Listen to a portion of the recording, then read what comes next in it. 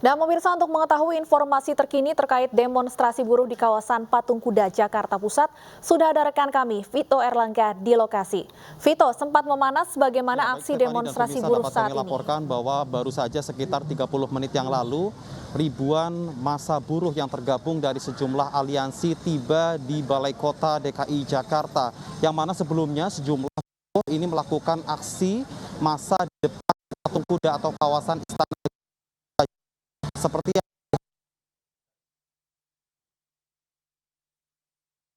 orasi di Balai Kota DKI Jakarta untuk menagih Gubernur DKI Jakarta Anies Baswedan yang berjanji pada tanggal 29 November akan melakukan revisi terkait dengan penetapan UMK DKI Jakarta tahun 2022.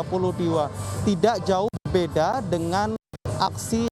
sebelumnya pada tanggal 29 dan pada tanggal 30 November. Aksi ini merupakan aksi lanjutan dari aksi yang digelar sebelumnya, yang mana untuk jumlah massa sendiri, Stefani, jika kami bandingkan dengan aksi massa yang digelar sebelumnya pada tanggal 29 dan tanggal 30, pada hari ini nampak 2 kali lipat lebih banyak, dan mereka sendiri hadir atau datang dari sejumlah daerah di wilayah Jabodetabek, dan saat ini mereka masih melakukan aksi di depan Balai Kota DKI Jakarta, yang mana pada hari ini seperti diketahui bahwa untuk aksi massa dari buruh ini terkonsentrasi di 3 titik, yaitu di Mahkamah Konstitusi, kemudian di Patung Kuda Arjuna Wiwaha, dan yang ketiga yaitu di Balai Kota.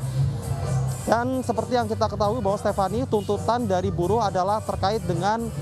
adanya penetapan SK UMP tahun 2022 dari Pemprov DKI Jakarta, yang mana berdasarkan keterangan dari pihak buruh sendiri merasa keberatan dengan penetapan UMK tersebut karena tidak layak. Yang mana jika kita melihat kenaikan UMP DKI Jakarta pada tahun 2022 ini hanya naik sekitar 0,8% saja atau sekitar 37 ribu saja, yang mana hal ini berbeda dengan kenaikan UMP pada tahun-tahun sebelumnya. Kemudian tadi massa buruh juga sempat menuju ke Patung Kuda Arjuna Wiwaha atau kawasan Istana Negara untuk mempertanyakan terkait dengan keputusan Mahkamah Konstitusi terkait dengan putusan terkait dengan Undang-Undang Cipta Kerja yang dinyatakan inkonstitusional bersyarat. Dan belum diketahui secara pasti terkait sampai kapan aksi ini akan dilakukan, namun sejumlah petugas dari Polda Metro Jaya dan petugas gabungan baik dari Satpol PP, TNI nampak sudah berjaga dan untuk melakukan rekayasa lalu lintas, yang mana jika berdasarkan pemantauan kami, rekayasa lalu lintas ini dilakukan di kawasan Istana Negara dan di Silang Monas dan di Jalan Medan Merdeka Selatan, yang mana saat ini Polda Metro Jaya atau di Lantas Polda Metro Jaya menutup total Jalan Medan Merdeka Selatan. Artinya bagi Anda warga DKI Jakarta yang ingin melewati daerah ini bisa mengambil jalur alternatif lain. Kembali ke Anda, Stefani.